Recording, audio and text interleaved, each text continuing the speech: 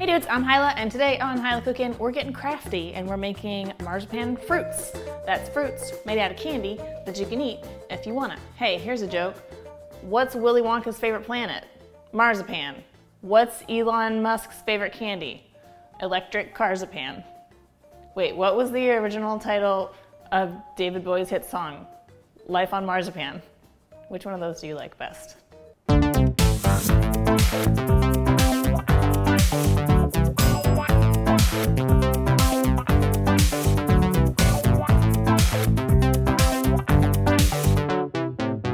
Okay, some of you old timers might remember I actually did a silent video on Hilah talking about marzipan fruits right after Chef Baby was born, and Chris was doing like the first 30 days of yoga series, and I didn't have help with videos, so I made like a silent video, and it was cool. But a lot of people were like, there's no talking. Anyway, so I'm gonna talk a lot. What's new? Okay, this is marzipan. It's basically just ground up almonds with sugar. And that you can also, this brand also makes something called almond paste that's often right next to the marzipan. I don't know what that is. I mean, aside from almond paste, but I don't know if they're exchangeable or interchangeable. So just get the marzipan, okay? I'm gonna start making my little dyes. I find it easier to, rather than try to work a drop of green dye into this big blob of marzipan, to dilute the food coloring a little bit first. So I've got a little bit of water in each of these dishes, like a 1/4 teaspoon of green.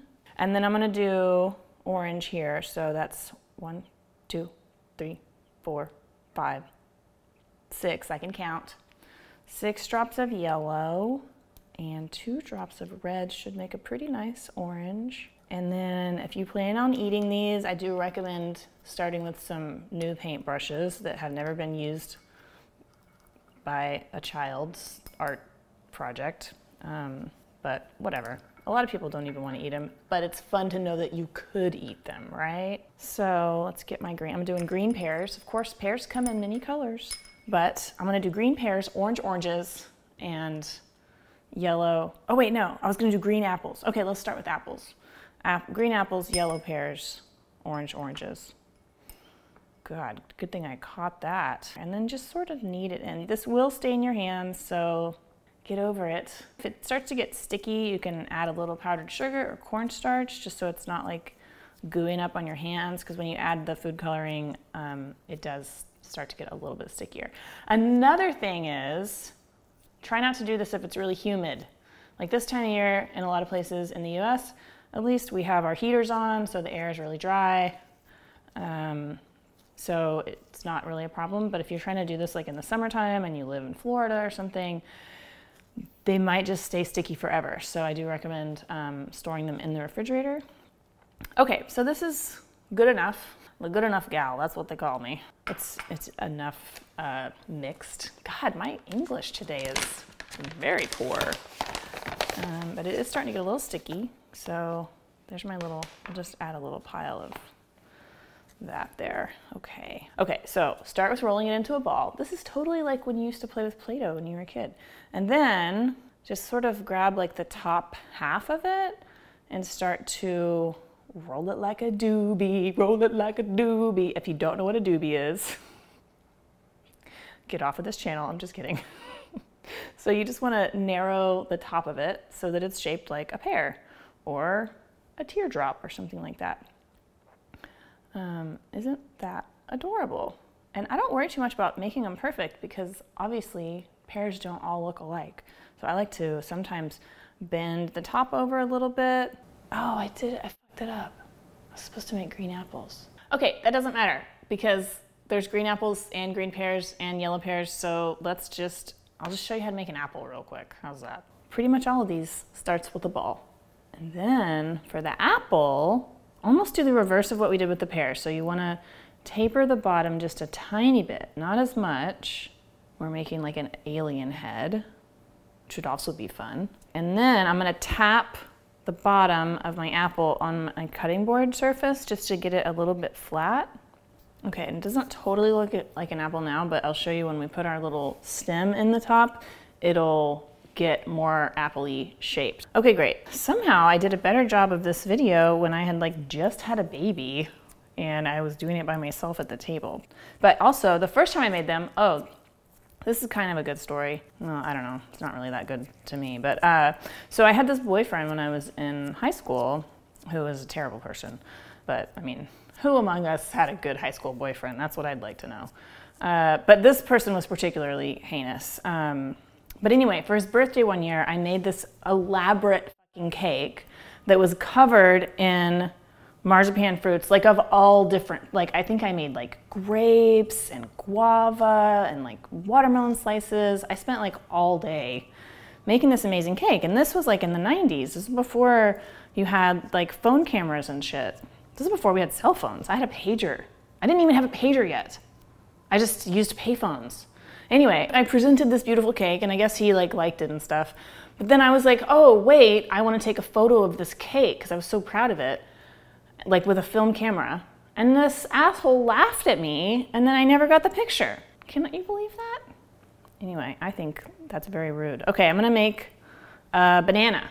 I haven't made a banana since I was in high school making that cake for that terrible person. But I think it was something like this. This seems about right, huh? Blunted end, and then sort of a fat little stem at the top that later on we can paint with some green once it dries a little bit. Okay, cool. Banana. Okay, I'm gonna make one yellow pear because I do think that the yellow pears look very cute. See, yeah, the yellow pears look better than the green pears. IMHO. Okay, so I'm gonna make some oranges. You just really roll it into a ball, but then I have a cool trick to show you. If you have one of these box graters and you use this sometimes and you use this sometimes and maybe you use this one, but like who the fuck even uses this? What is this for? I have no idea. But it makes a really nice little stippling pattern for your citrus, your marzipan citrus. So, oh my gosh. I don't know if you can really see this, but it's like so cute. It looks so realistic now.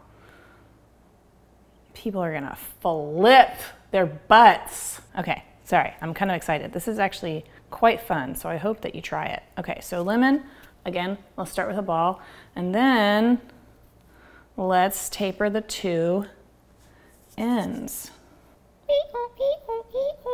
Okay, this is the thing. You do the big weird grater thing first, and then you flip it around and do the little one. Okay, now make some red apples. Man, really should have taken my rings off for this. What's your favorite kind of apple? You know, I used to hate Macintosh. I used to think they were so gross and mealy until I took a trip to Maine and had Macintosh apples just picked off the tree. And I couldn't fucking believe it. They were so good. Have you ever had that? They're so sweet and like crunchy. I think they just really don't travel well. So it's a shame that we insist on traveling them when they don't want to.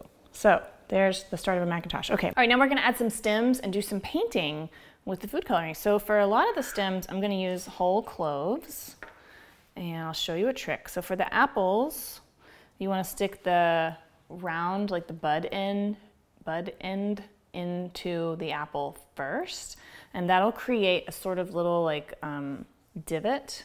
So like a natural little, oh yeah, totally realistic.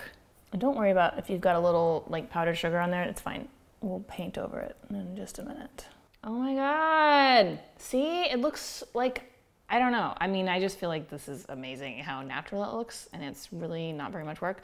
And a lot of people are like, oh, but I want an edible stem. But guess what? Cloves are totally edible, and I like it. I like a little crunchy clove in there. I don't know what to tell you. Okay, for the oranges, we're gonna do something very cool, and you wanna break off the little bud of your clove so that you end up with just the little 4 pointy things sticking off. There, and then you press it in so that the little star end is poking out, and then look how realistic that looks. Isn't that nuts?